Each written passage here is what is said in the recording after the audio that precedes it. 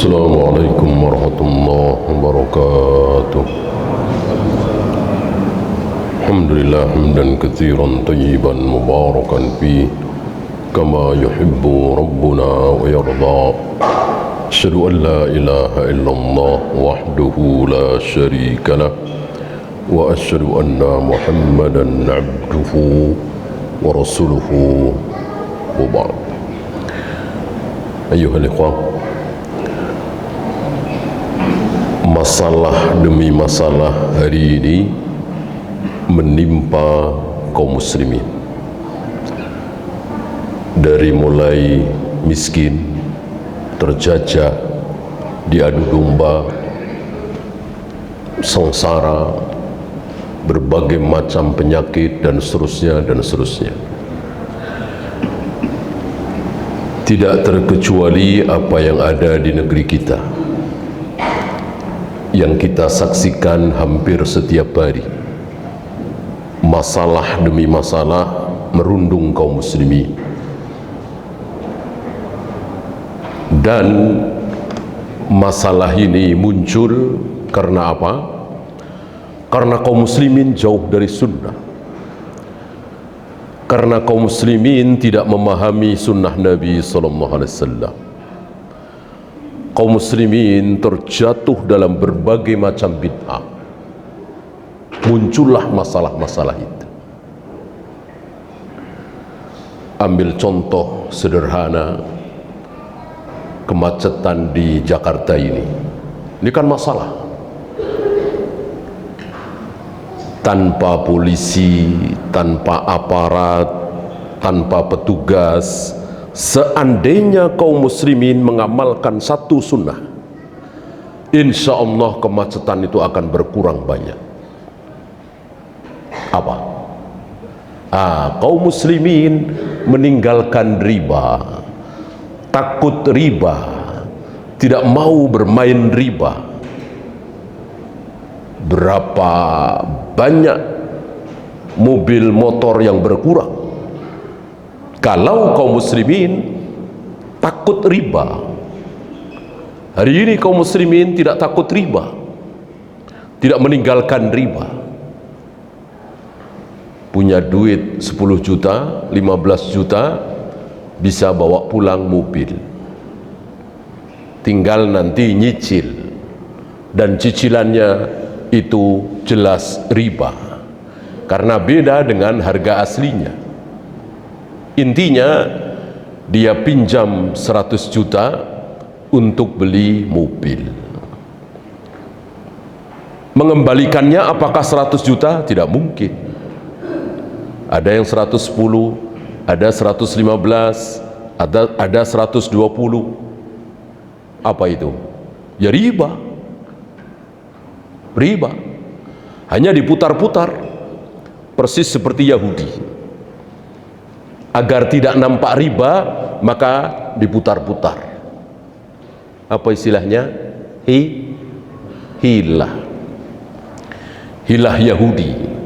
Yang pertama dilakukan oleh Yahudi di hari Sabtu.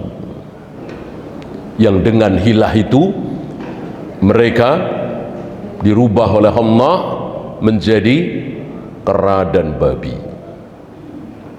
Nah itu,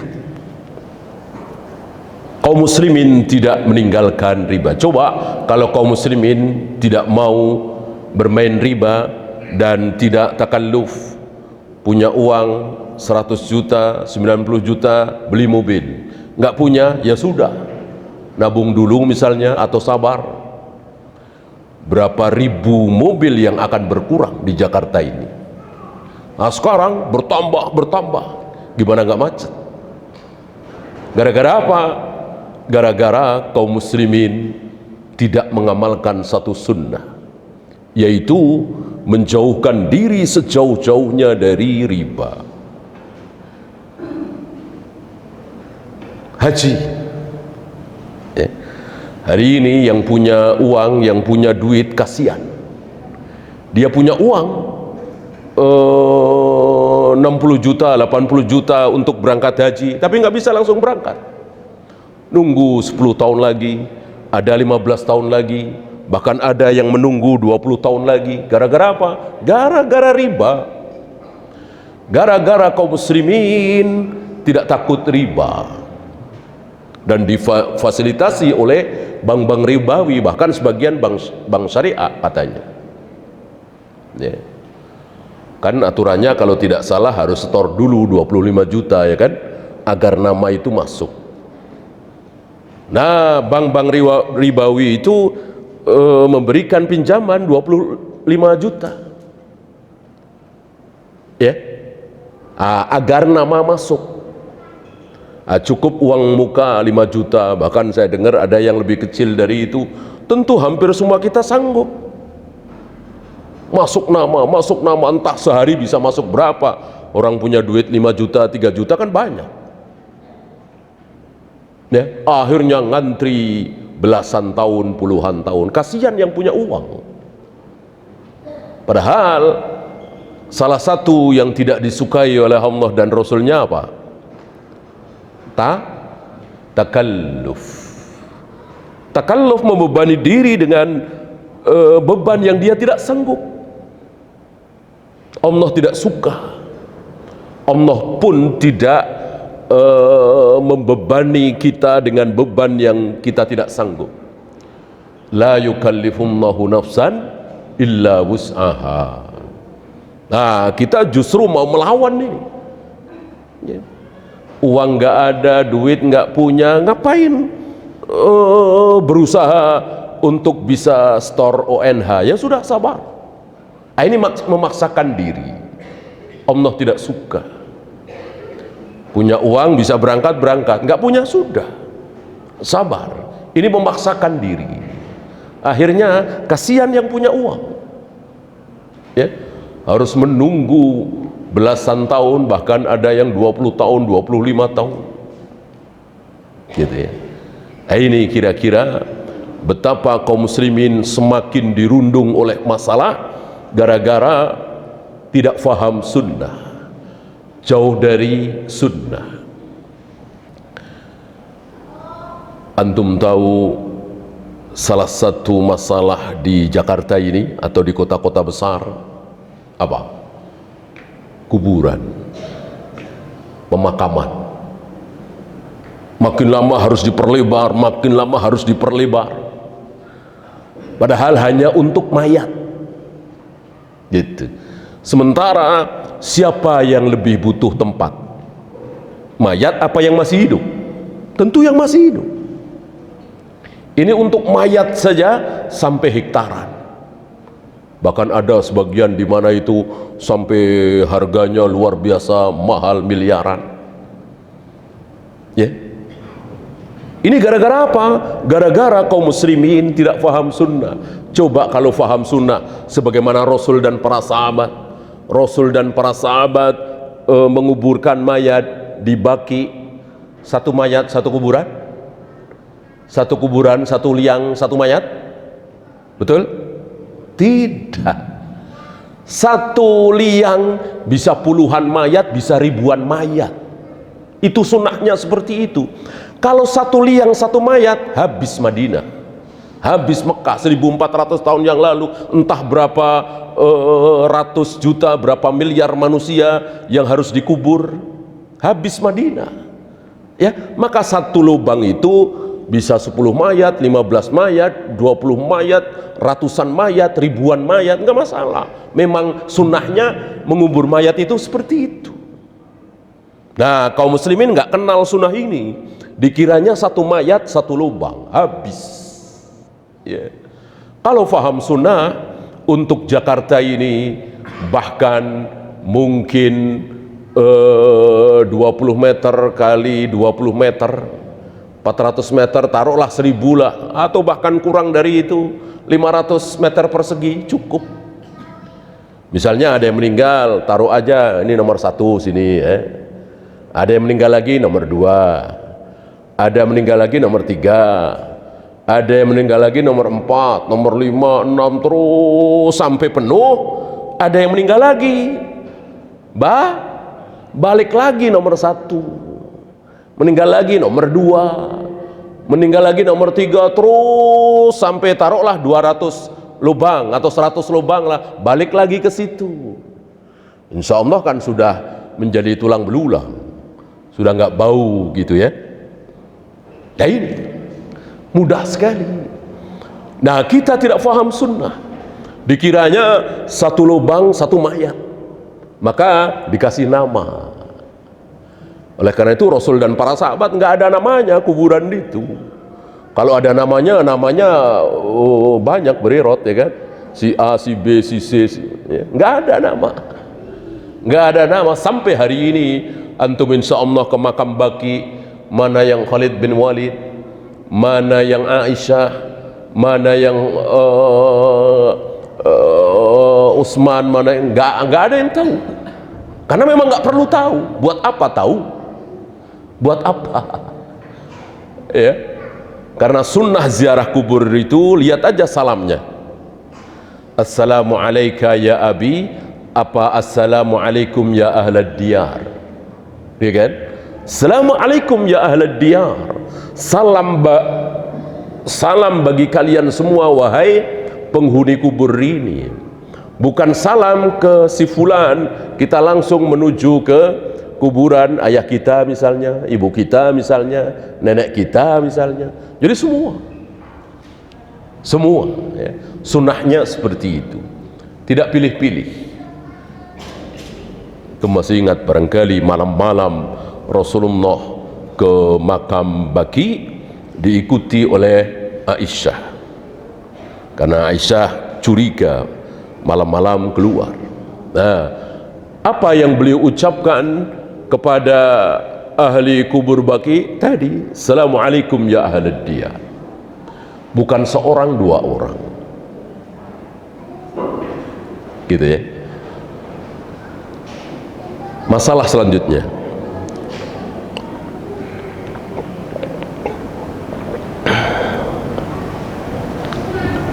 ini hampir setiap tahun muncul. Sepertinya tahun ini akan muncul lagi sesuatu yang apa ya, yang nggak enak didengar, yang nggak enak dilihat ya.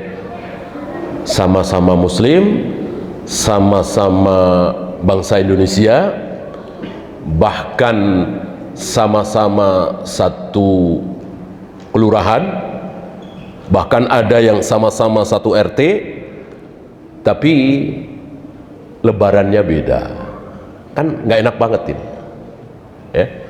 Malu sama orang-orang kafir.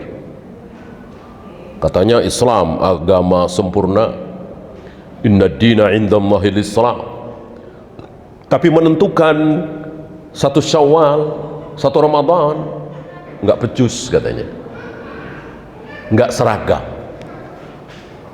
Gara-gara apa? Gara-gara nggak paham sunnah.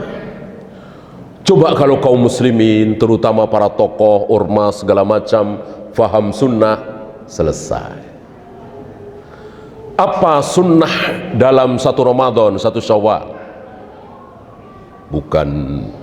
Bukan 10 Dzulhijjah ya. Kita bahas satu Ramadan, satu Syawal. Kita nggak bahas tentang hisab ya, karena insya Allah antum sudah faham bahwa yang hak, yang dicontohkan oleh Rasul dan para sahabat, hisab apa ru'yah? Ru'yah apa hisab? Jelas ru'yah ya. Kalimatnya jelas, kata-katanya terang benderang. Sumu li ru'yatihi wa aftiru li ru'yatihi. Berpuasalah kalian puasa Ramadan ketika hilal terlihat, dan akhiri puasa Ramadan berarti besok satu Syawal ketika hilal terlihat. Karena munculnya hilal menunjukkan pergantian bulan, awal bulan, satu Ramadan, satu Syawal.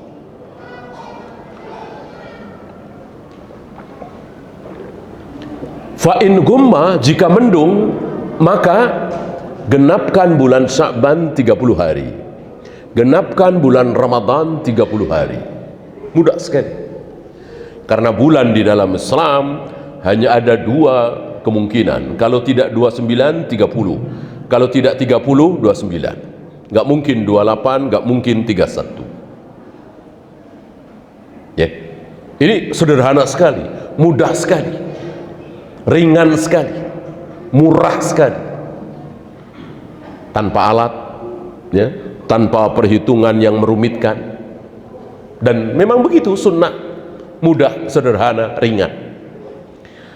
Nah, masalah berikutnya, ketika hilal terlihat, ketika seseorang melihat hilal, taruhlah saya melihat hilal, apa yang harus saya lakukan? Bolehkah saya teriak-teriak di internet, di televisi, di radio? Saya teriak-teriak, saudara-saudara, saya telah melihat hilal, berarti besok 1 Ramadan atau 1 Syawal? Tidak boleh. Berarti saya nggak faham sunnah. Ya. Siapapun yang melihat hilal di zaman Nabi selalu lapor kepada Nabi SAW. Nabilah yang mengumumkan bahwa besok 1 Ramadan, besok 1 Syawal. Nabi wafat, siapapun yang melihat hilal lapor ke Abu Bakar. Abu Bakarlah yang mengumumkan besok 1 Syawal. Abu Bakar wafat, lapor ke Umar. Umar wafat, lapor ke Utsman, terus sampai penguasa kita hari ini. Dan itu yang dilakukan oleh kaum muslimin ribuan tahun, 1000 tahun lebih. Antum pernah dengar Imam Syafi'i mengumumkan besok 1 Syawal aku telah melihat hilal? Nggak ada riwayat. Atau Imam Nawawi, atau Sufyan bin Uyainah, atau Sufyan Ats-Tsauri, Yahya bin Ma'in, Ali bin Madini, Ahmad bin Hanbal, Imam Maliki, Imam Bukhari, Imam Muslim. Nggak ada. Gak ada satupun imam ulama yang berani mengumumkan besok 1 Ramadan, besok 1 Syawal karena kami telah melihat hilal. Gak ada. Apa kita katakan ulama-ulama kita itu bodoh, gak tahu hilal, tidak pemberani? Ya. Yang kita katakan adalah, yang kita tanyakan adalah, apakah tokoh-tokoh kita ormas hari ini merasa lebih hebat dari Imam Syafi'i, Imam Nawawi, Imam Bukhari, Imam Muslim, Ahmad bin Hanbal, Maliki dan seterusnya? Berani mengumumkan 1 Ramadan, 1 Syawal sebelum pemerintah. Nggak berhak. Nggak berhak. Ya. Saya kira hanya beberapa puluh tahun terakhir, artinya 100 tahun yang lalu belum ada, belum pernah kedengeran. Bukan pemerintah yang sah, tapi berani mengumumkan besok 1 Ramadan, besok 1 Syawal. Seandainya sunnah yang satu ini difahami oleh kaum muslimin, selesai permasalahan. Ya. Karena sangat tidak baik dan memalukan satu negeri kok Idul Fitrinya beda-beda. Kecuali beda negeri. Kita dengan Malaysia beda, kita dengan Saudi beda, nggak terlalu masalah. Dan itu pernah terjadi di zaman sahabat. Antara Mekah dengan Syam. Ketika Ibnu Abbas di Mekah dilapori bahwa di Syam dulu Jumat malam Sabtu, mestinya sekarang Sabtu malam Ahad. Kata Ibnu Abbas, biarkan Syam dengan hilal Syam, biarkan kita di Mekah dengan hilal Mekah. Padahal masih satu negeri kan, tapi memang jauh, nggak masalah, nggak masalah. Ya. Yang masalah ya satu negeri seperti kita. Ya. Yang lebih yang tidak mungkin berselisih Idul Adha mestinya. Ya. Kalau Idul Adha mestinya seluruh negeri Muslim di muka bumi bareng. Kalau Idul Fitri bisa beda-beda, dan itu ada contoh di zaman sahabat, Mekah dengan Syam tadi. Adapun Idul Adha lebih seragam lagi sedunia. Kenapa? Nah, kembali ke sunnah lagi. Karena Rasul dan para sahabat selama puluhan tahun, sahabat kan 110 hijrah habis para sahabat. Padahal Nabi wafat kan 10 hijrah. Berarti para sahabat hidup di muka bumi setelah Nabi wafat 100 tahunan kira-kira. 100 tahunan kira-kira. Bersama dengan Nabi ya 123 tahun. Kalau Idul Adha itu setelah di Madinah, taruhlah 10 tahun ya, berarti 110 tahunan kira-kira. Rasul dan sahabat, Rasul kemudian sahabat. Itu tidak ada riwayat Idul Adha beda. Ya, karena apa? Karena Rasul dan para sahabat selama 100 tahun lebih puasa Arafah selalu bersamaan dengan wukuf di Arafah. Tidak ada riwayat Rasul dan para sahabat berpuasa Arafah beda dengan wukuf di Arafah. Namanya juga puasa Arafah. Ya, mosok disebut puasa Arafah sementara beda dengan wukuf di Arafah, kan penamaan yang sia-sia. Kalau puasa Arafah boleh beda dengan wukuf di Arafah. Wukuf di Arafah hari Rabu misalnya, kita puasa Arafah hari Selasa, ya tentu sia-sia penyebutan puasa Arafah. Kan saumu yaumi Arafah kata Nabi, tukaffiru sanatan madiyatan. Berpuasa Arafah itu bisa menghapus dosa setahun yang lalu, kan begitu. Puasa Arafah kan mustahil Nabi bersabda tapi ucapannya sia-sia. Kalau puasa Arafah itu boleh beda dengan wukuf di Arafah, berarti ucapan ini sia-sia. Mustahil ucapan Nabi kok sia-sia. Ya, salah. Maka selama 100 tahun lebih para sahabat selalu puasa Arafah bersamaan dengan wukuf di Arafah. Sehari setelah wukuf, sehari setelah puasa Arafah ngapain? Sehari setelah puasa Arafah ngapain? Nggak tahu. Sehari setelah puasa Arafah ngapain? Ya, sholat Idul Adha. Iya kan? Belum pernah Rasul dan para sahabat puasa Arafah hari Senin, kemudian Idul Adha hari Rabu misalnya. Pasti hari Selasa. Sehari setelah puasa Arafah ya sholat Idul Adha. Ya. Jadi kalau Idul Fitri beda negeri bisa berbeda dan itu tidak terlalu masalah. Adapun Idul Adha seluruh negeri di muka bumi sama. Karena patokannya mudah sekali, wukuf di Arafah. Yang menentukan wukuf di Arafah kapan? Ya terserah penguasa Arafah. Jangan bilang Saudi ya. Saudi kan baru berumur 200 tahun kurang ya kan? 300 tahun yang lalu, 400 tahun yang lalu, 500 tahun yang kan belum ada Saudi. Ya, jadi nggak ada hubungannya dengan Saudi, hubungannya dengan wukuf. Kebetulan sekarang Arafah itu yang menguasai adalah pemerintah Saudi. Gitu. Waqiatul Ain saja. Kita lanjutkan.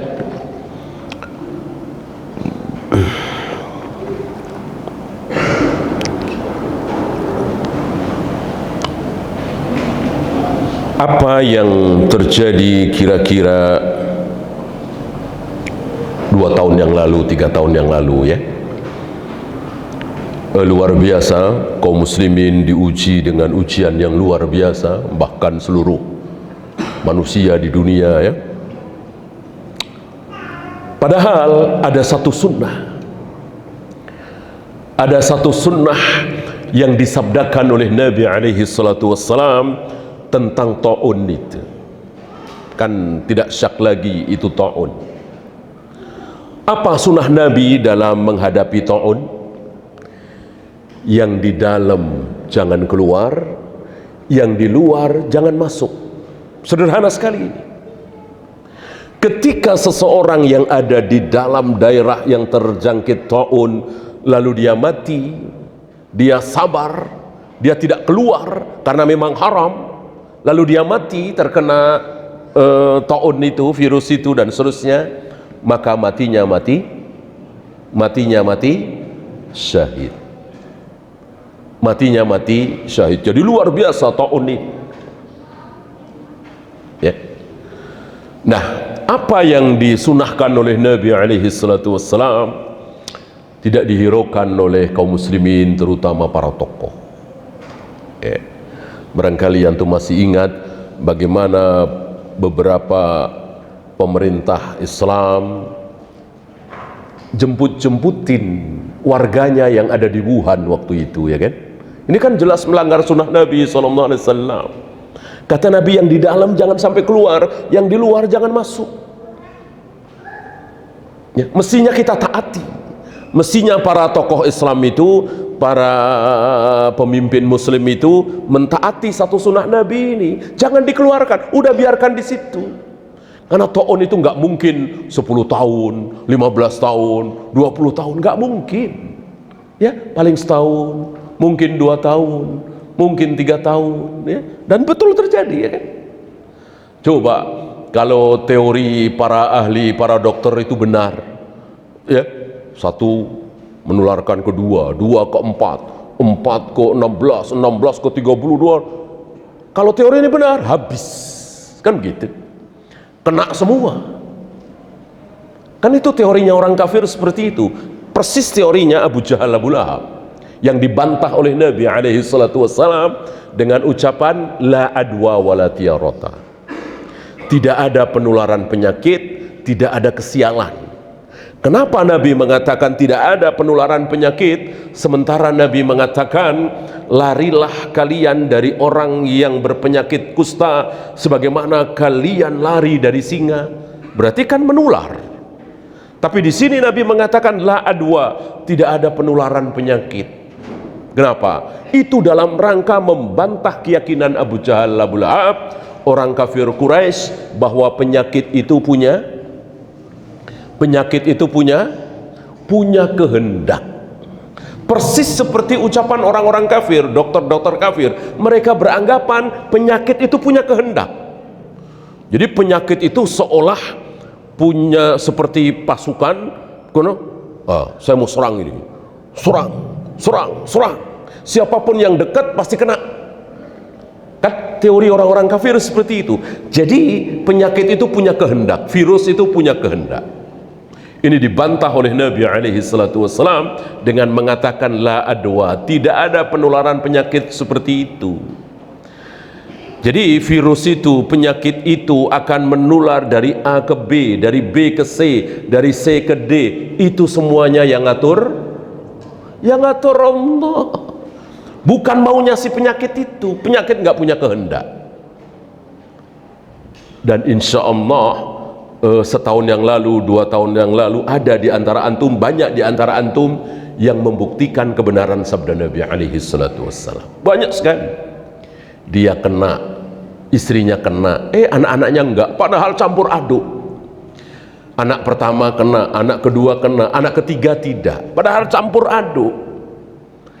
Ini membuktikan kebenaran sabda Nabi alaihi salatu wassalam bahwa virus itu, penyakit itu tidak punya kehendak. Yang punya kehendak Allah. Kalau teori orang kafir itu benar, satu keluarga kena, pasti kena semua. Kalau virus itu punya kehendak, virus nggak punya kehendak. Ya, karena virus tidak punya kehendak, yang punya kehendak adalah Allah, maka logika sederhana apa? Merengeklah kepada Allah, mohonlah kepada Allah, karena virus nggak kelihatan, kecuali ular berbisa kan kelihatan, ya kita bunuh, kita jauhi. Singa kan kelihatan, udah jangan deket-deket. Virus nggak kelihatan, sulit sekali, pakai alat aja sulit. Kenapa tidak merengek kepada Allah, mendekatkan diri kepada Allah, malah sibuk dengan cara-cara yang gak jelas? Kalau dia merengek memohon kepada Allah, cara yang sangat jelas, pasrah kepada Allah, mendekatkan diri kepada Allah. Ini malah masjid ditutup, sholat berjamaah perek, bahkan Jumatan libur. Innalillahi wa inna ilaihi raji'un. Ya, padahal sebelah sana sholat Jumat berlangsung, pulang dari sholat Jumat biasa, nggak bergelimpangan. Ya, masuk kayak begitu kemudian ditakuti. Ya. Dan apa yang terjadi sebagaimana yang kita saksikan, justru yang ketakutan luar biasa. Ya, yang cuek, yang pasrah dan seterusnya, walillahilham. Allah selamatkan. Seandainya mati, pasti itu takdir. Nggak mungkin ajal itu batal gara-gara tidak ada virus. Ya, tidak mungkin ajal itu menjadi cepat gara-gara virus. Si fulan ini ditulis ajalnya oleh Allah meninggal 2030. Tapi begitu 2021 terkena virus COVID, maka dia mati hari itu. Mungkinkah seperti itu? Mungkinkah seperti itu? Ya tidak mungkin. Orang kafir iya seperti itu. Kita kan enggak kafir, kita percaya takdir. Semuanya sudah ditulis oleh Allah. Enggak mungkin. Dari virus COVID kemarin tercatat misalnya yang meninggal 200.000 orang. Ya. Seandainya kemarin nggak ada COVID, itu 200.000 orang sekarang masih hidup apa tetap mati? Tetap mati. Kalau orang kafir iya, orang Jepang, orang Amerika, orang Eropa bilang begitu. Kalau COVID nggak ada, 200.000 orang itu masih hidup. Itulah orang kafir. Dia kan nggak tahu takdir. Dia nggak percaya dengan sabda Nabi alaihi salatu wassalam, idza jaa ajaluhum la yastakhiruna sa'atan wa la yastaqdimun, bahwa ajal kita masing-masing sudah ditulis. Si A bulan apa, tanggal berapa, jam berapa, si B tanggal berapa, bulan apa, jam berapa, semuanya sudah ditulis, nggak ada yang tertinggal. Dan ketika tulisan itu sudah sampai waktunya, hari Senin tanggal 12 jam 9, maka nggak mungkin jam 10, nggak mungkin jam 8, nggak mungkin hari Selasa, nggak mungkin hari Ahad, pasti hari Senin. Nggak mungkin tanggal 13, nggak mungkin tanggal 11, pasti tanggal 12. Persis seperti yang Allah tulis di Lauh Mahfuz. Saya kira orang kafir nggak tahu kaidah seperti ini. Hanya kita kaum muslimin yang tahu dan yakin betul dengan kaidah takdir seperti ini. Ya.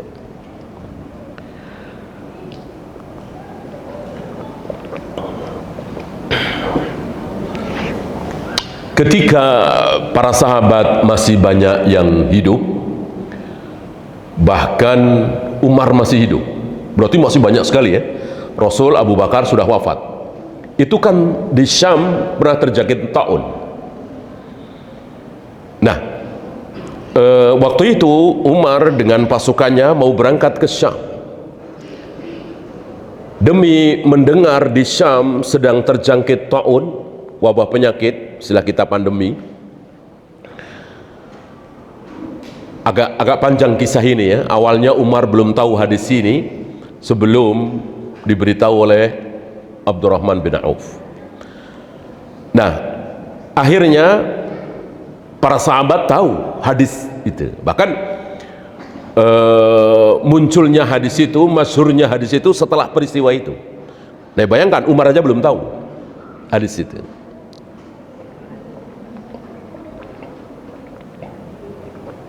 Maka kan sempat bersih tegang, sempat adu argumen, karena memang si pembawa hadis ini, periwayat hadis ini Abdurrahman bin Auf belum sampai, masih di perjalanan. Sementara harus diputuskan kita teruskan masuk ke Syam, apa kita batalkan? Ada yang mengatakan teruskan, ada yang mengatakan batalkan. Akhirnya Umar sampai kepada satu keputusan, batalkan. Batalkan. Nah, disinilah ada pertanyaan dari Abu Ubaidah bin Jarrah. Anafirru min qadarillah? Apa kita mau lari dari takdir Allah? Bukankah kita masuk ke Syam lalu terjangkit taun? Takdir. Ya. Ngapain lari dari takdir Allah? Disinilah terkenal jawaban Umar yang apa istilahnya ditulis dengan tinta emas oleh para ulama. Apa? Iya. Nafirru min qadarillah ila qadarillah. Betul, kita lari dari takdir Allah menuju takdir Allah yang lain. Luar biasa ucapan beliau ini, ya. Kalau kita lari dari takdir Allah menuju takdir setan, nah itu yang haram. Kita lari dari takdir Allah menuju takdir iblis, nah itu yang haram. Atau menuju takdir Jibril lah, haram. Tapi ini lari dari takdir Allah menuju takdir Allah yang lain, ya nggak haram. Ya, nggak selang lama Abdurrahman bin Auf datang membawakan hadis tadi,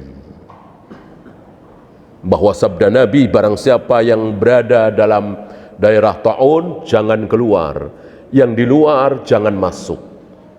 Ditaati oleh para sahabat, selesai, nggak lama, nggak sampai belasan tahun, puluhan tahun, mungkin setahun, mungkin 2 tahun. Kan ada kisah sejarah 1918 apa 19 pernah terjadi juga kan, yang mereka istilahkan flu Spanyol atau apa, ya sama, 2 tahun, 3 tahun, udah gitu selesai. Ya. Terserah Allah, bukan terserah si virusnya. Ini dengan sombongnya beberapa pemimpin muslim tidak menghiraukan sabda Nabi, malah dijemput-jemputin. Terjadilah apa yang terjadi. Ya. Seandainya tokoh-tokoh Islam, pemimpin-pemimpin Islam mengamalkan sunnah Nabi ini dan negeri Muslim selamat, sementara yang terjangkit negeri-negeri kafir, ini kan setidaknya ada jalan untuk dakwah. Inilah Islam begini-begini. Dengan menerapkan syariat Islam, sunnah Nabi alaihi salatu wassalam, lihat. Gitu. Banyak sekali syariat Islam, sunnah Nabi alaihi salatu wassalam yang luar biasa kalau diamalkan orang-orang kafir geleng-geleng kepala. Ya. Karena Islam betul-betul agama dari Allah, pencipta jagat raya alam semesta, pencipta berbagai macam penyakit. Beda dengan Yahudi, Nasrani, kan agama karangan pendeta dan pastor mereka. Kalau toh ada firman Allah di dalam Taurat dan Injil, itu sisa-sisa. Selebihnya mayoritas adalah ucapan para pendeta dan pastor mereka, dirubah-rubah. Yuharrifunal kalima amma wadihi. Al-Quran menjadi saksi bahwa para pendeta, para pastor itu merubah-rubah ayat Allah yang ada di Taurat, Injil. Apalagi Buddha, Hindu, Konghucu, udah jelas 100% bukan dari langit, 100% bukan wahyu, 100% bukan dari Allah. Kalau Yahudi, Nasrani dulunya dari Allah, kan dari Nabi Musa, Nabi Isa, tapi ya itu tadi dirubah-rubah. Yang masih asli Islam. Untuk Al-Quran, untuk hadis banyak yang dhaif, bahkan maudhu', palsu. Maka disinilah perlu tasfiyah, tarbiyah, tasfiyah. Ya. Mana yang betul-betul sabda Nabi, mana yang bukan. Mana yang betul-betul sunnah Nabi, mana yang bukan. Kalau tanpa tasfiyah, tarbiyah, ya rusak. Ya. Maka beruntung kita dipertemukan oleh Allah dengan para ulama, Syekh Albani misalnya, Syekh bin Bas misalnya, Syekh Utsaimin misalnya, walaupun lewat suara, enggak bertemu langsung, walaupun lewat tulisan, yang dari mereka akhirnya kita tahu menutup bacaan Al-Quran dengan Shadaqallahul Azim ternyata tidak pernah dicontohkan oleh Rasul dan para sahabat. Ya. Habis salat Id mengucapkan minal aizin wal faizin kullu amin wa antum bi khair, ini tidak pernah dicontohkan oleh Rasul dan para sahabat. Yang dicontohkan oleh para sahabat adalah taqabbalallahu minna wa minkum.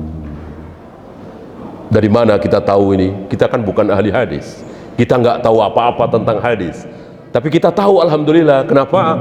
Dari ulama-ulama kita yang ahlul hadis, dari Syekh Albani, Syekh Utsaimin, Syekh bin Baz dan seterusnya. Ini nikmat yang sangat besar. Sementara saudara-saudara kita nggak bisa membedakan apa bedanya minal aizin dengan taqabbalallahu minna wa minkum. Mereka nggak bisa bedakan. Sama-sama bahasa Arab, sama-sama baik, ya. Bismillah dengan Allahumma barik lana fima razaqtana, nggak bisa bedakan mereka. Atau Allahumma lakasumtu wa bika amantu dengan zahabat dhama'u wa btalatil uruqu wa sabatal ajr, mereka nggak bisa bedakan.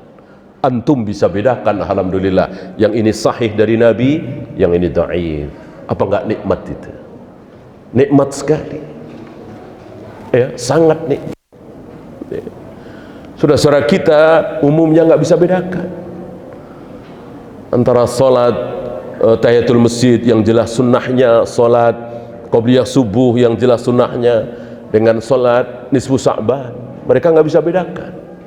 Dikiranya sama-sama sholat, sama-sama sunnah, sama-sama berpahala, padahal tidak. Yang satu sunnah, yang satu dicontohkan oleh Rasul dan para sahabat, yang satu lagi tidak dikenal oleh Rasul dan para sahabat. Rasul dan para sahabat belum pernah sholat nisfu Sya'ban, ya. Belum pernah puasa hari kelahiran, hanya puasa hari Senin Kamis. Senin hari kelahiran Nabi. Kan tidak mungkin para sahabat lahir hari Senin semua, ya kan? Jadi kelahiran Nabi bukan,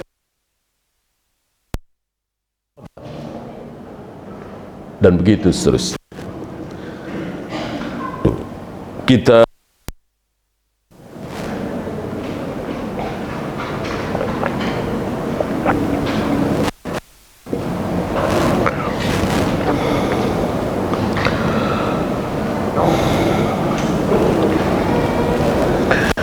ini masalah besar sedang menimpa beberapa negeri Islam. Ambil contoh di awalnya, waktu itu diawali dari Mesir, kemudian merembet ke Libya, merembet lagi ke Syria. Hari itu kaum muslimin, Mesir kaum muslimin, Libya kaum muslimin, Syria kaum muslimin, mereka tidak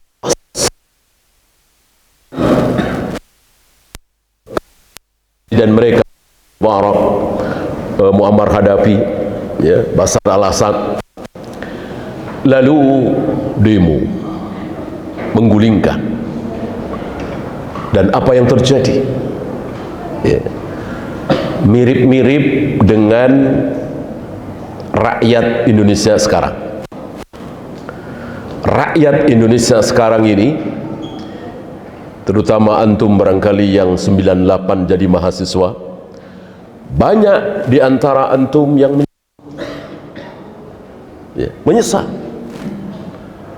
Persis seperti ucapan para imam,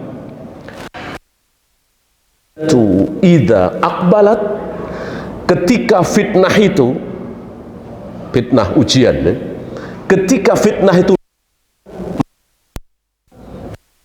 tahu kecuali orang-orang yang berilmu.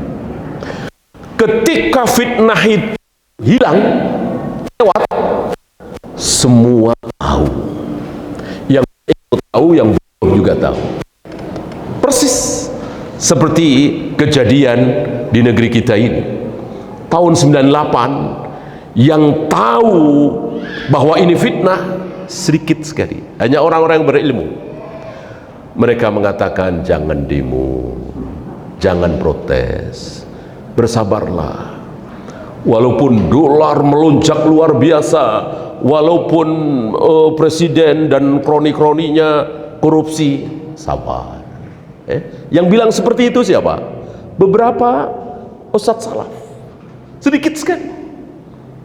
Selebihnya luar biasa. Cacian, makian, hujatan. Dan apa yang terjadi 5 tahun kemudian, 7 tahun kemudian, 10 tahun kemudian, 15 tahun kemudian, nyesel. Itu persis kalimat para imam. Fitnah itu begitu datang pertama kali hanya diketahui oleh orang yang berilmu. Begitu lu udah lewat, yang berilmu tahu, yang bodoh juga tahu. Ya, persis seperti di Libya. Waktu itu dengan bangganya, waktu itu dengan semangatnya Muammar Gaddafi dibunuh. Luar biasa. Padahal seburuk-buruk Muammar Gaddafi itu ada kebaikannya dan banyak ya. Saya kira antum dengar ya. Antum tahu bagaimana mereka sekarang ini yang dulu membunuh Muammar Gaddafi nyesel. Nyesel. Persis ucapan para imam tadi. Fitnah itu begitu datang diketahui hanya orang yang berilmu. Yang bodoh jadi tahu, ikut tahu. Tapi sudah lewat, sudah telat. Nyesel mereka. Termasuk di Syria hancur-hancuran. Libya hancur, Syria lebih hancur lagi. Kenapa? Ya itu tadi, bahwa Bashar al-Assad adalah bau-bau Rafidah, urusan dia. Apakah Bashar memaksa rakyat untuk ikut berakidah Rafidah? Enggak. Cuman dianya aja keyakinannya Rafidah, iya, tapi tidak ngajak-ngajak. Dan memang nggak bisa mentang-mentang presiden, mentang-mentang raja, mentang-mentang penguasa, lalu memaksa rakyatnya untuk ikut manhaj dia, nggak bisa. Ikut agama dia, nggak bisa. Siapa contoh? Raja Najasyi. Kurang apa? Raja. Bukan presiden lagi. Kalau presiden kan masih direcokin sama parlemen kan. Kalau raja kan tidak. Oleh karena itu beberapa kali peperangan antara Romawi dan Parsi kan selalu dimenangkan oleh Parsi awalnya, karena Romawi ada parlemennya gitu. Parsi kan tidak. Ini yang Raja Najasyi, raja muslim, masuk Islam dan sah Islamnya. Buktinya disolati oleh Nabi ketika meninggal secara gaib dari Madinah, satu-satunya salat gaib yang pernah dilakukan oleh Nabi alaihi salatu wassalam. Bagaimana? Apakah beliau diikuti oleh rakyatnya berbondong-bondong masuk Islam? Tidak. Tidak. Justru Nabi menyolati secara gaib karena nggak ada satupun yang menyolati dia. Dia merahasiakan keislamannya diam-diam. Padahal raja. Karena memang tidak mudah. Tidak bisa mentang-mentang raja, mentang-mentang presiden, mentang-mentang penguasa, lalu bisa memaksa rakyatnya ikut-ikutan manhaj dia, ikut-ikutan agama dia. Tidak bisa. Maka lihat dakwah para nabi, para rasul. Dimulai dengan kekuasaan? Tidak. Dimulai dari pintu ke pintu. Dimulai dari orang ke orang, diajak untuk beriman kepada Allah sehari, 2 hari, setahun, 2 tahun. Nabi Nuh sampai 950 tahun. Dakwah seperti itu para nabi, para rasul. Bukan seperti anggapan sebagian orang hizbiyin, harokiyin, pokoknya yang penting kita berkuasa dulu. Kalau kekuasaan sudah kita pegang, minimal gubernur atau menteri dalam negeri, gampang nanti dakwah. Kata siapa? Raja Najasyi kurang apa? Ya. Nah, seandainya kaum muslimin di Syria waktu itu, di Libya waktu itu, termasuk di negeri kita, faham sunnah, tahu sunnah, menjalankan sunnah. Apa sunnah bagi kita para rakyat ketika kita dipimpin oleh pemimpin yang dolim, yang diktator, yang korup, yang asarah? Apa sunnahnya? Ya, tu'addunal ladzi haqqa alladzi 'alaikum. Tu'addunal haqqal ladzi 'alaikum. Tunaikan kewajiban kalian kepada penguasa. Apa kewajiban kita kepada penguasa? Taat, sabar, diam, jangan menyebarkan aibnya. Gitu. Kemudian wa tas'alunallaha alladzi lakum. Mohonlah kepada Allah apa yang menjadi hak kalian.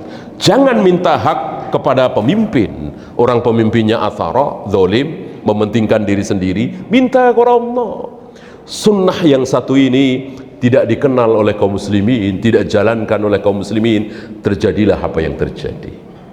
Seandainya hari itu kaum muslimin di negeri kita mengamalkan sunnah ini, termasuk yang di Syria, termasuk yang di Libya, di Mesir, di Afgan dan lain-lain, insya Allah akan terjadi ketika para sahabat dan tabi'in dipimpin, diperintah oleh seorang penguasa yang sangat zalim bernama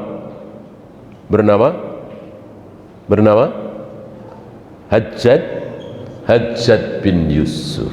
Luar biasa. Saya kira Bashar al-Assad, Muammar Gaddafi, siapa lagi? Nggak ada apa-apanya dibanding dengan kedoliman Hajjaj bin Yusuf. Bayangkan cucunya Abu Bakar, anaknya Asma binti Abu Bakar, yang sering ditimbang-timbang oleh Aisyah. Kan Aisyah bibinya, ya kan? Siapa? Abdullah bin Zubair. Abdullah bin Zubair ini tadinya berkuasa, khalifah, sempat menjadi khalifah di Islam, kecuali Syam dikuasai oleh Muawiyah waktu itu. Yazid, ya, Muawiyah sudah tidak ada. Kemudian kekuasaan Abdullah bin Zubair ini mengecil, akhirnya Hijaz saja, Mekah, Madinah. Kemudian mengecil lagi hanya Mekah. Kemudian mengecil lagi hanya sekitar Masjidil Haram. Kemudian mengecil lagi hanya sekitar Ka'bah. Didesak terus oleh pasukan Hajjaj bin Yusuf yang kejamnya luar biasa. Muslim, Hajjaj bin Yusuf Muslim, dan akhirnya digantung di dekat Ka'bah, disalib di situ, meninggal, disaksikan oleh ibunya Asma binti Abu Bakar. Pasukannya karena melihat bagaimana Abdullah bin Zubair semakin lemah dari ribuan ratusan, dari ratusan puluhan, jadi puluhan menjadi belasan. Akhirnya tinggal beberapa gelintir saja yang masih setia kepada Abdullah bin Zubair. Akhirnya tinggal satu orang yang setia kepada Abdullah bin Zubair. Siapa? Ibunya tadi. Kasih sayang seorang ibu, siap mati bersama anaknya. Luar biasa. Nggak ada habis-habisnya membicarakan kekejaman Hajjaj bin Yusuf. Bahkan Hasan Basri, Imam Hasan Basri, tabi'un jalil, pernah mengatakan, seandainya masing-masing generasi nanti berlomba di hadapan Allah untuk menyerahkan manusia terzalim di zamannya. Misalnya zaman Nabi Isa yang paling zalim siapa? Zaman Abu Bakar yang paling zalim siapa? Nah, zaman kita serahkan nanti Hajjaj bin Yusuf. Maka insya Allah kita menang. Saking zalimnya Hajjaj bin Yusuf, lainnya kalah. Nah, apa yang dilakukan oleh para sahabat dan tabi'in? Kan di zaman Hajjaj bin Yusuf itu bertemu antara para sahabat dan tabi'in. Nabi sudah wafat, Abu Bakar sudah wafat, ya. Ada masih banyak sahabat yang hidup, diantaranya Asma binti Abu Bakar, Anas bin Malik masih hidup.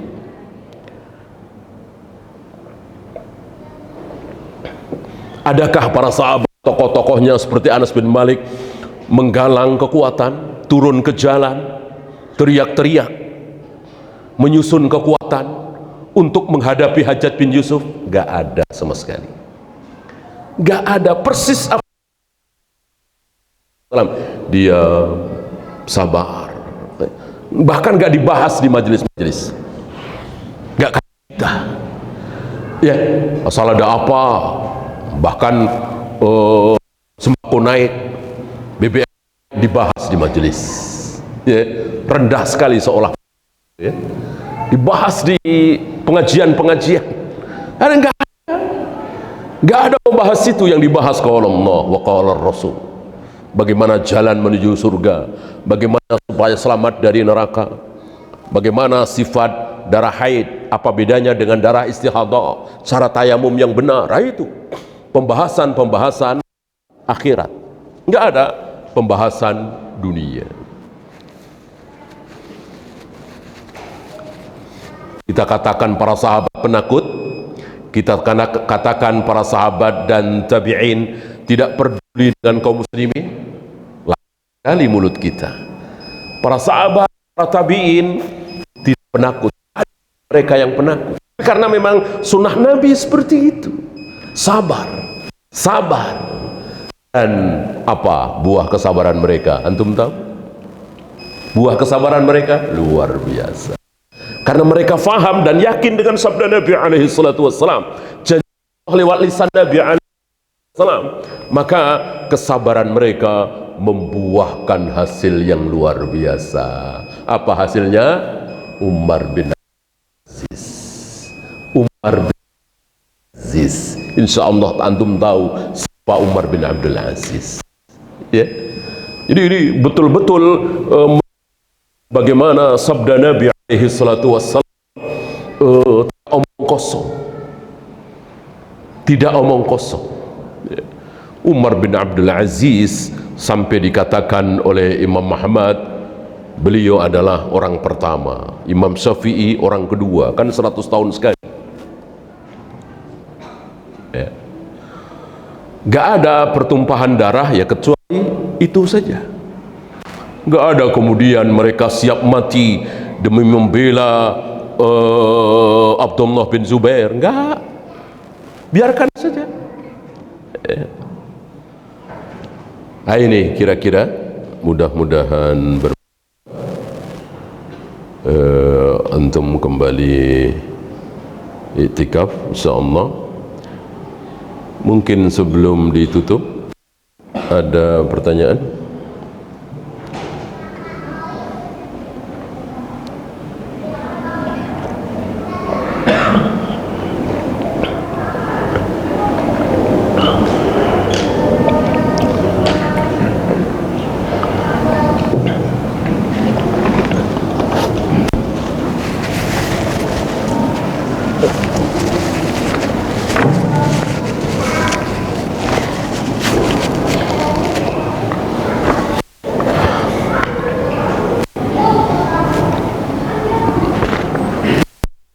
Tadi dikatakan bahwa kita tidak takut riba. Apa yang membuat kita tidak takut riba dan tidak takut dosa? Lemahnya iman. Lemahnya iman. Dengan iman lemah, dia tidak takut berbuat maksiat, tidak takut kepada Allah. Justru takutnya apa? Miskin, nggak kebeli mobil, nggak punya rumah, nah itu takut. Takut. Adapun riba, khamr, bahkan judi, nggak takut, karena lemahnya iman. Maka kalau antum ingin iman kuat, ya tinggalkan berbagai macam maksiat, amalkan ketaatan-ketaatan kepada Allah ya. Dengan demikian insya Allah kita akan semakin jauh dari maksiat, akan semakin taat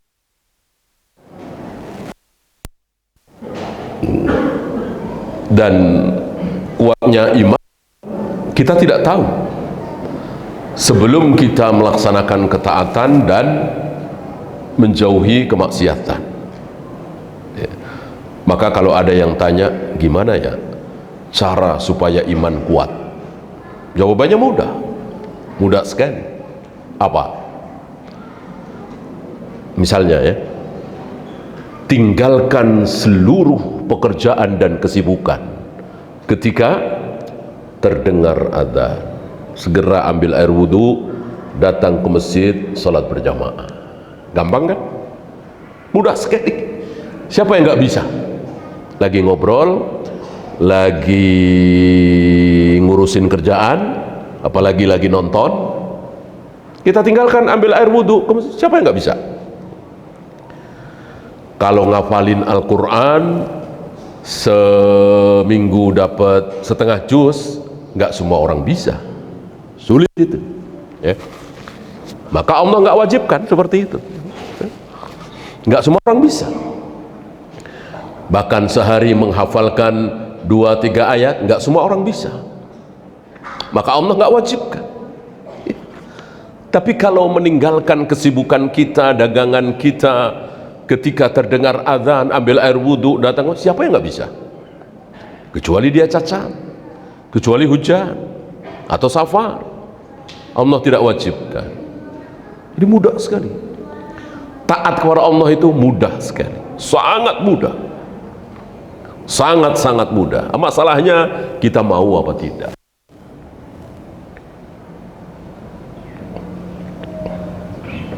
Udah tahu riba, tinggalkan. Walaupun keuntungannya puluhan kali lipat. Mudah kan? Sangat mudah. Tinggal mau apa tidak. Nabi mengatakan jika mendung maka genapkan 30 hari. Bagaimana ternyata jika tidak mendung, apakah bisa dipastikan hilal terlihat? Justru itu, hilal terlihat atau tidak itu karena mendung, karena tidak mendung. Kalau mendung ya pasti nggak kelihatan lah. Disinilah fawaid dari dalil ini apa? Kalau iktikaf jangan pilih-pilih malam ganjil, karena malam ganjil menurut kita bisa saja salah. Orang di zaman Nabi aja bisa salah, ya kan? Nabi bilang kalau mendung genapkan Sya'ban 30 hari. Nah, waktu itu hilal sudah ada, tapi mendung kan nggak kelihatan.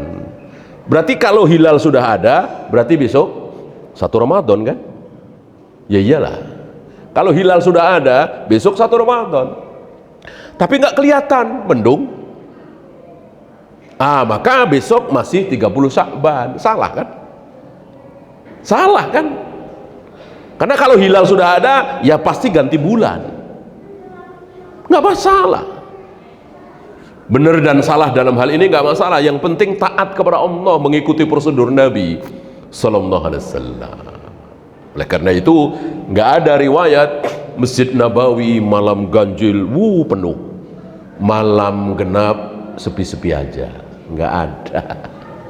Nggak ada, karena hitungan ganjil genap bisa saja salah. Maka kita jangan terlalu pede ya. Malam ini ganjil, kalau besok genap ya, besok kita bikin acara di rumah aja gitu. Sekarang jangan sampai absen nih, kan ganjil ya, ya. Bahkan kalau walaupun antum tahu ini ganjil, tapi ibu lagi nggak enak badan, ibu datang dari jauh dari kampung, pengen ditemanin, ini lebih wajib. Iktikaf tidak wajib. Menemani ibu ini ibadah yang luar biasa. Karena malam itu yang penting ibadah, bukan yang penting di masjid.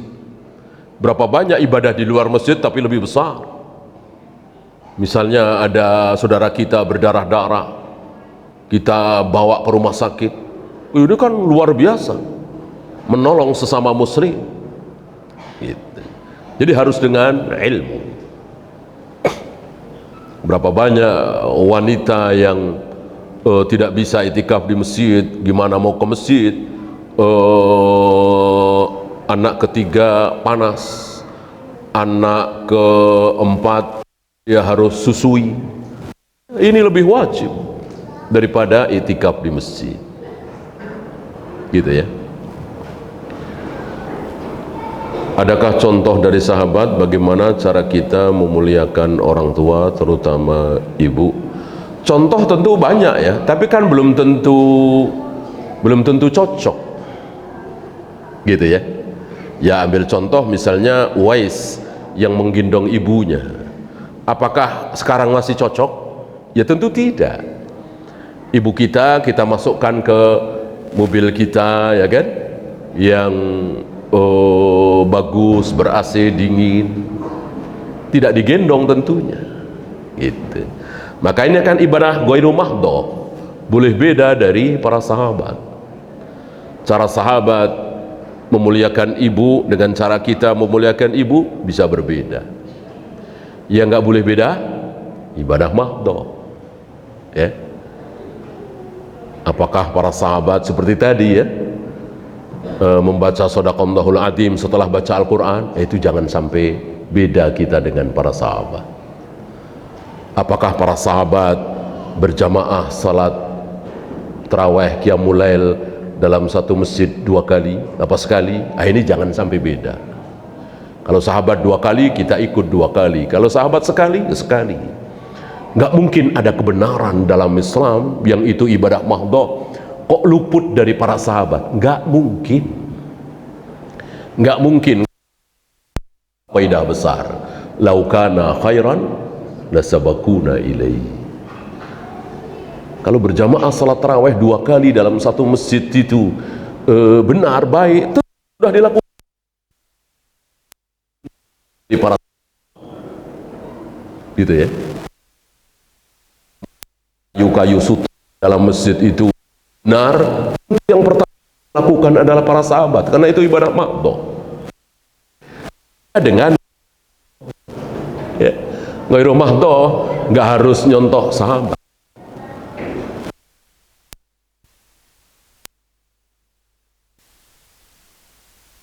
Ya keblinger itu. Ini kan ghairu mahdhah. Sedekah itu ghairu mahdhah. Beda cara dengan Nabi dan para sahabat, nggak masalah. Nggak ada sahabat pernah sedekah pulsa, sedekah pakai transfer.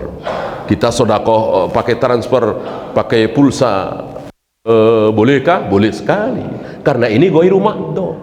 Beda dengan sholat, wudhu, tayamum, tawaf, sa'i, melempar jumroh, mencium hajar aswad. Ini ibadah mahdhah. Beda dengan para sahabat, pasti salah. Jangan ragu mengatakan pasti salah, walaupun dilakukan oleh Imam Malik, walaupun dilakukan oleh Abu Hanifah. Abu Hanifah pernah mengatakan wanita boleh nikah tanpa wali. Kita nggak boleh ragu mengatakan ini salah, ini batil, walaupun itu ucapan pendapat Abu Hanifah. Kenapa? Berbeda dengan Rasul dan para sahabat.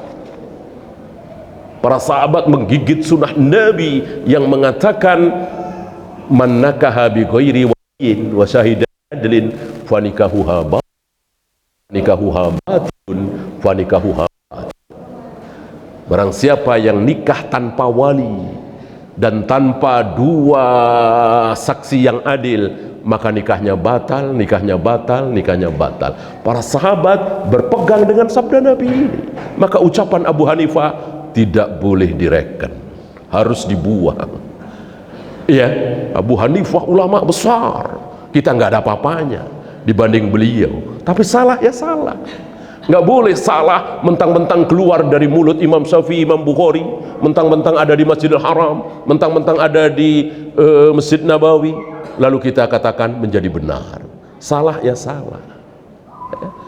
Apakah yang ada di Masjidil Haram pasti benar semua? Ya tentu tidak.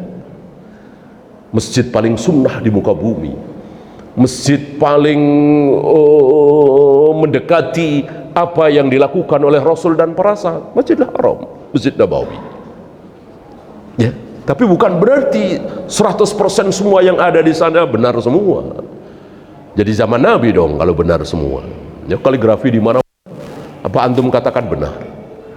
Mana ada Rasul dan para sahabat mencontohkan Al-Quran ditulis sebagai hiasan? Ya. Jadi kebenaran adalah milik Allah dan Rasulnya yang dipraktekkan oleh para sahabat, bukan yang dipraktekkan oleh Saudi. Negeri paling sunnah di muka bumi Saudi. Negeri kita nggak ada apa-apanya. Tapi bukan berarti yang ada di sana benar semua. Salah ya salah. Ya. Seperti mubalik itu kan, coba kalau pakai akal yang normal ya, pakai mubalik ya. Allahu Akbar, Allahu Akbar. Apa perlunya coba? Dulu memang perlu seperti itu sebelum ada pengeras suara. Ya kan? Sebelum ada pengeras suara, iya. Zaman Imam Bukhari, zaman Imam Muslim, kalau beliau mengatakan haddatsana fulan, sebelah sana teriak, haddatsana fulan. Sebelah sana teriak lagi, haddatsana fulan, biar pada dengar. Mubalik namanya, penyampai. Setelah ada pengeras suara, perlukah seperti itu? Ya nggak perlu lagi. Nggak perlu lagi. Kita diberi akal untuk mencerna mana yang perlu dan mana yang tidak perlu. Ya. Apa arti minal aizin wal faizin? Ini yang kalimat tidak selesai ya. Min kan dari, aid kan kembali, wa dan, faiz sim faiz zayafuzu faiz. Ya. Dari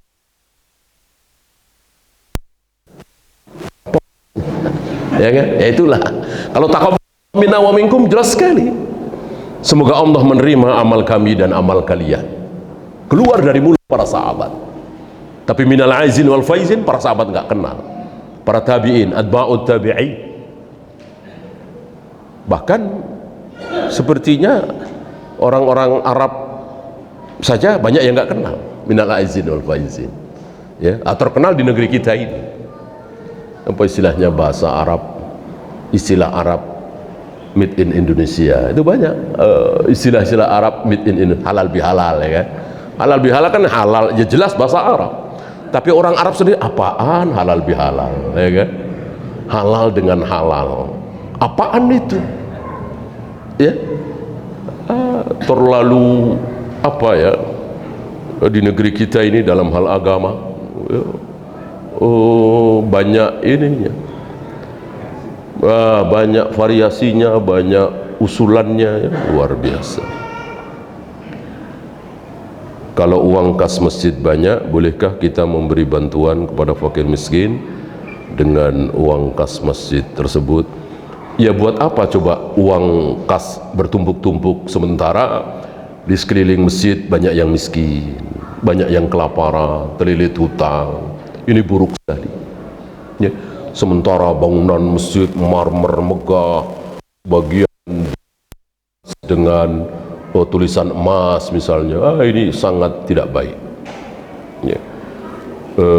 Memberikan bantuan kepada fakir miskin terutama yang kelaparan ini nomor satu. Bahkan mempermegah masjid sesuatu yang tidak disukai oleh Allah dan Rasulnya. Nahnu nu'maru bi imaratil masajid wala nu'maru bi zinatil masajid. Kami para nabi, para rasul tidak disuruh untuk menghias masjid. Kami para rasul, para nabi dan para rasul diperintahkan untuk memakmurkan masjid dengan sholat berjamaah, majelis ilmu dan seterusnya. Wallahu. Ya, itu saja. Kita akhiri. Subhanallahumma bihamdika asyhadu an la ilaha illa anta astaghfiruka wa atubu ilaik. Assalamualaikum warahmatullahi wabarakatuh.